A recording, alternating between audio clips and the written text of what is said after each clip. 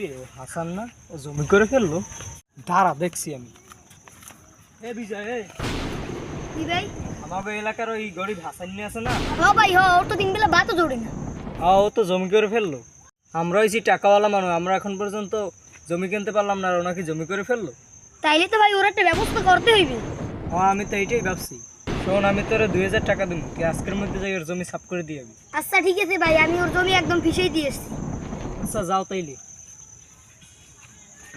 কি রে, এখানে তো চারপাশেই জমি। হাসানের জমি এই জায়গা কোনটা? আমার তো মনে হয় উঠে। দাঁড়া, তোর বড় লোক হও, আমি শুইতে।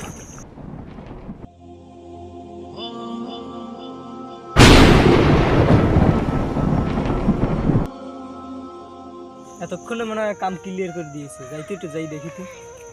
কি রে, হাসানের জমি তো ঠিকই আছে, তার মানে কি আমার জমি গিয়ে যাই শেষ করে দিয়েছে? হয়তো যাই দেখি তো। বল কি হলো? এই তো দেখছি আমার বই কেটে সাফ করে দিছে। আল্লাহ, কি করলাম আমি? অন্যের ক্ষতি করতে যাই আমারই ক্ষতি হয়ে গেছে।